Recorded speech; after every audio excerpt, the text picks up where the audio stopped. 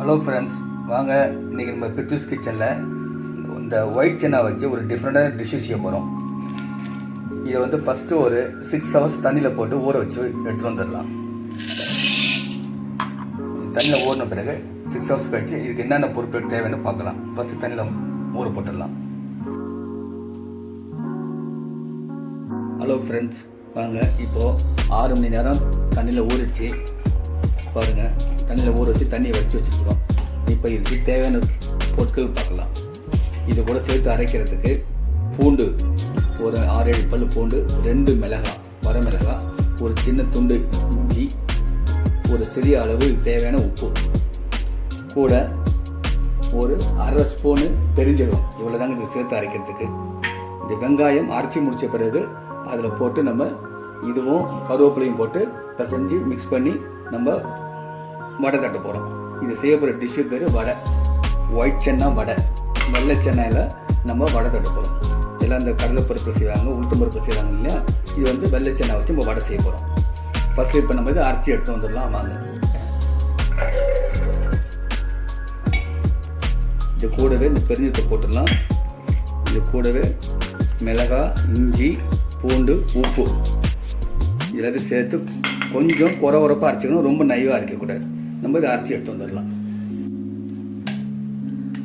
பாருங்கள் ஃப்ரெண்ட்ஸ், குறப்பாக அரைச்சி எடுத்துகிட்டு வந்துட்டோம்.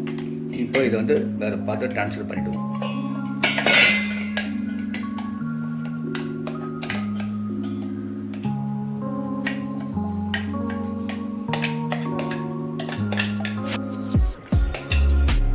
தண்ணி ஊற்றக்கூடாது, இதை வந்து கொஞ்சம் கெட்டியாக தான் இருக்கணும். இது கூட இந்த வெங்காயத்தையும் இந்த கருவேப்பிலை கிள்ளி வச்சிருக்கிறேன், இதையும் போட்டு மிக்ஸ் பண்ணிடுவோம்.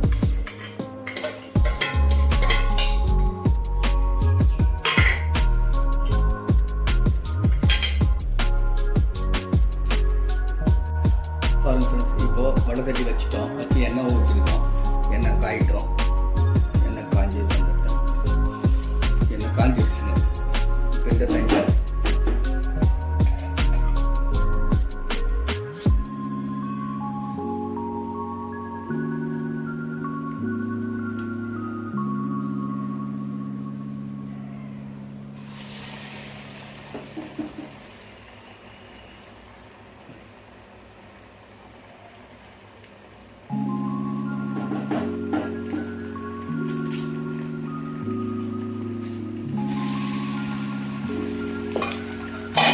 ரெண்டு ரெண்டாக போட்டு எடுத்துக்கலாம். கொஞ்சம் வேகட்டும். திருப்பி போட்டுடலாம். அப்படியே பிள்ளைங்க சில பேர் சாப்பிட மாட்டாங்க ஒயிட் சென்னா டேரெக்டாக கொடுத்தாக்கா, அதுக்கு இது மாதிரி அரைச்சி வடை சுட்டு கொடுத்தோம்னா நல்லாயிருக்கும். இது ஒரு ஹெல்த்தியான ஃபுட். இது சென்னா மசாலா வடை. இது நீங்களும் செஞ்சு பாருங்கள். இப்போ வெந்துடுச்சு, நம்ம எடுத்துடலாம். பாருங்கள், இந்த நல்லா செவந்துடுச்சு. இதுக்கு மேலே இருந்ததுன்னா கறியிடும்.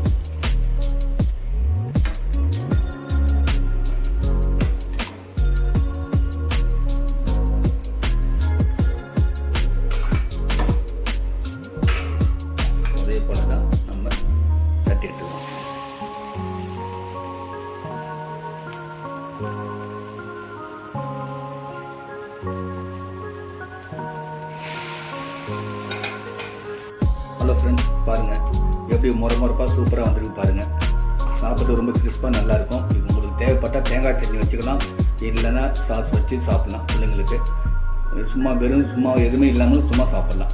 வெள்ளை சென்னா வச்சு செஞ்சுருக்கோம், ஒயிட் சென்னா மசாலா வடை. இதுதாங்க. நீங்களும் செஞ்சு பாருங்கள். செஞ்சு பார்த்துட்டு எப்படி இருக்குன்னு கமெண்ட்ஸில் சொல்லுங்கள்.